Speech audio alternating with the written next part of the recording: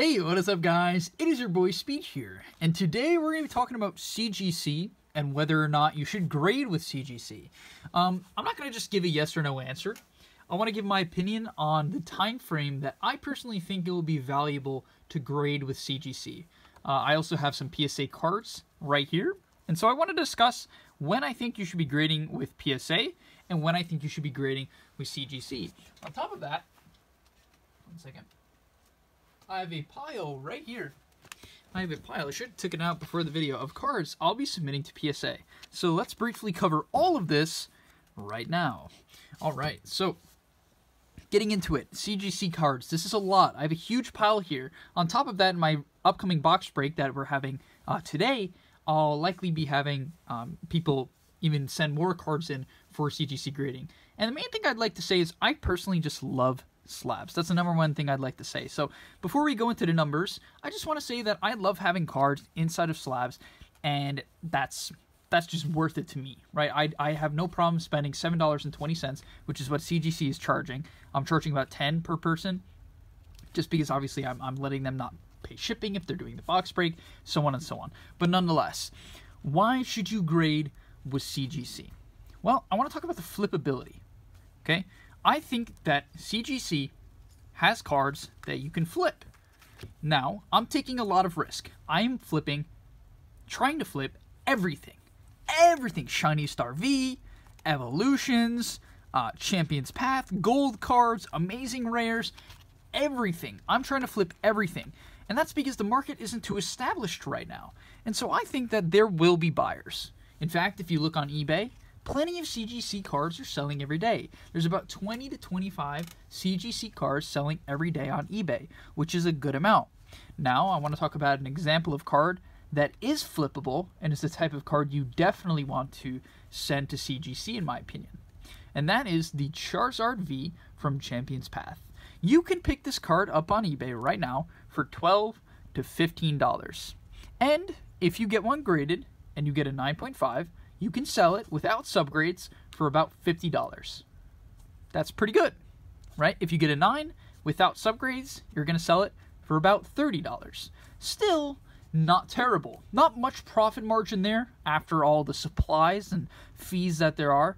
But frankly, I'm willing to take that chance, especially considering it's fun. Also, just even having these cards to trade and giving away to people is great. But basically, you can see what I'm saying is that there's value in grading cards that people like with CGC, because people will pay a premium to get the card that they like in a slab, right? Like, people just are okay with doing that, and I think that's what's cool, right? And so I'm getting a lot of cards. You could see I'm getting a lot of Pokemon cards that I think are just popular. Obviously, you see Evolutions here. Let's quickly talk about that. I think this is a great discussion. Evolutions. Should you send? What should you do with your Evolutions cards? Should you bulk send them to PSA? I think the answer is no, definitely not. The reason I think that to be the case, you shouldn't send them to PSA at all, is because everyone's doing it. So for instance, I love the prospect of selling or sending my CGC cards to CGC, getting them back in a month and a half to 2 months, right? It's 30 business days, so probably more so around 2-ish months. Hard to know, I haven't done it yet. But basically, right, you're going to get your cards before everyone gets their cards back from PSA. And what does that mean? Well, you're going to avoid the Evolutions price drop, or what people think will be the Evolutions price drop. If you aren't familiar with the Evolutions price drop, basically people think PSA cards of Evolutions. For instance, do I have one of the Charizards here? Yeah. So this PSA 9 Charizard, I don't necessarily think it will actually drop much further than it's currently at, which is like $250 to $300. That card in particular. But man, the amount of full art Charizards that are going to be graded, and what are some of the other ones, right? The Mega Charizard EX. The amount of these cards that people are bulk grading is through the roof. It is through the roof, and they're all going to get back in likely like 7 months to 12 months. And I think that's when these cards will particularly drop. And so my idea is I'm going to grade them with CGC when the prices are still high in PSA. People will be like, oh, here's a cool alternative to get a Charizard in a slab that I want. Sure, it's CGC, it's not PSA, but a lot of the new collectors, I doubt they have massive PSA collections that they need to finish. They're probably just buying the cards to buy the cards because they like the card, not to finish some crazy set. At least that's my guess. That's my intuition. And I think there's value in that, right? You're going to get it back in 2 months. You're going to be able to sell these cards. I'm hoping for $20 profit, for instance, on each of these cards, right? It is quite a bit of work to do for, $20 profit, but it's a lot, right? It's a good amount of money. For instance, Flying Pikachu, Surfing Pikachu. I have like 15 of these. People have hundreds, thousands of these things. It's being sent to, I bet being sent to PSA. Why wouldn't they? These things in a PSA 10 are like $150. I have no idea why. It was like a $2 card, and the card was like $150 in a PSA 10. It made no sense to me, which is why I bought all of them when they were $2. Now they're like $5. But, I mean, it was ridiculous. It was ridiculous how much these are worth. And so I'm like, okay, I'll send them in the CGC. If they get a 9.5, I'll sell them for $20, $30, right? They cost me $1, and that's how I see it. And here's kind of a quick look at the cards I'll be grading. These, honestly, one of these sold for $25 recently, I think in a CGC 9. And I'll be honest, guys, this is my big dilemma with CGC. A lot of amazing rares. My big dilemma with CGC, oh, I love this card. I think a lot of people love this card. It's just such a cool background. So that card is fantastic. I think the big problem people have with CGC is the fact that you barely can get 10s. Right? It's very, very difficult to get 10s, which is frustrating because that's where a lot of the money is, frankly. Let's be real. I'm flipping a lot of these cards not because I love them. I mean, how many cards can I possibly like? Shiny Star V is such an incredible set. I mean, look at that card. Come on. Who wouldn't want this thing? I'm considering just keeping it for myself. The pink is, I mean, it's beautiful. It's beautiful. But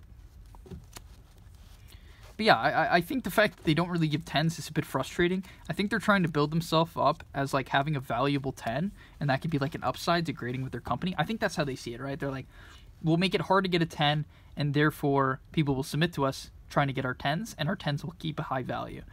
But the problem with that is people are going to be turned off to send their bulk. Like, part of me is like, this is a risky card to send in. I don't think I'll get much for it. It's a dope card, though. Maybe I'll just keep it for myself.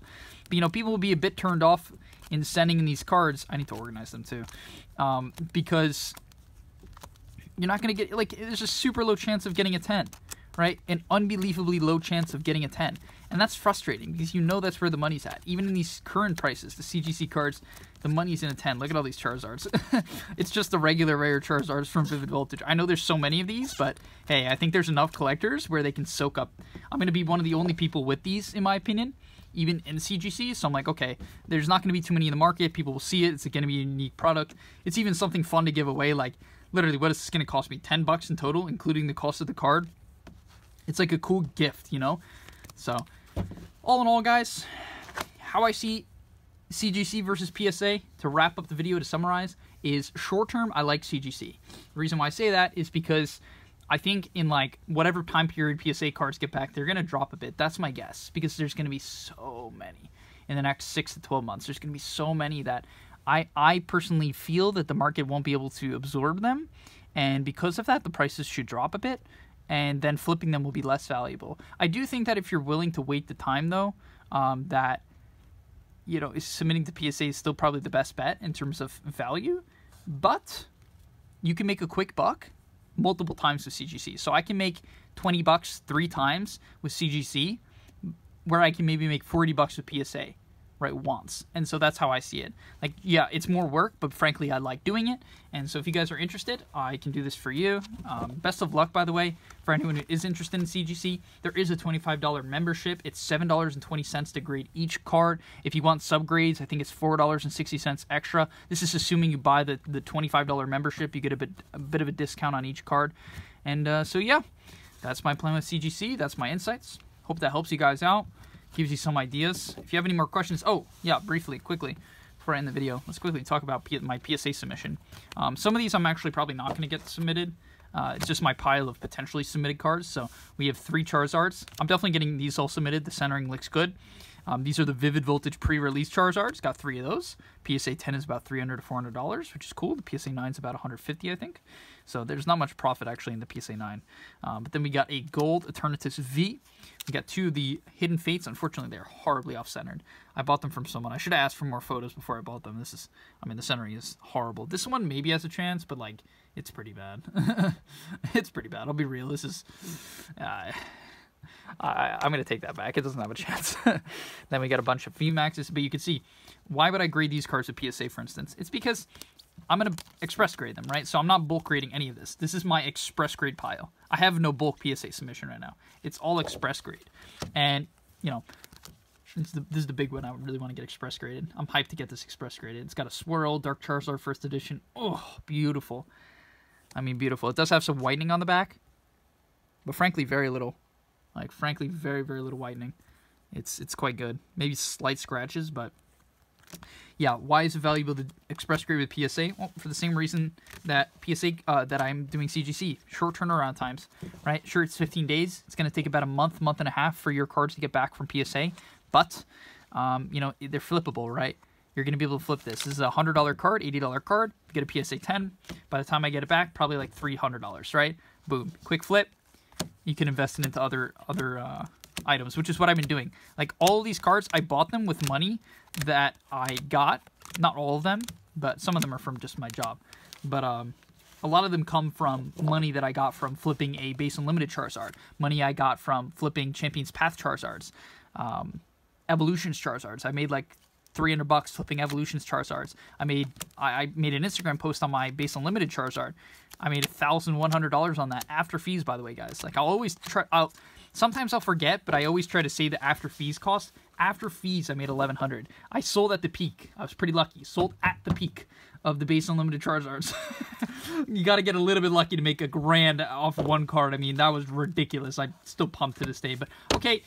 I hope that helps, guys. I hope that's like good insight. If you have any questions, leave them in the comment section down below. And yeah, if you want your cards graded, hit me up. It's been your boy Speed, and I'm out. Peace.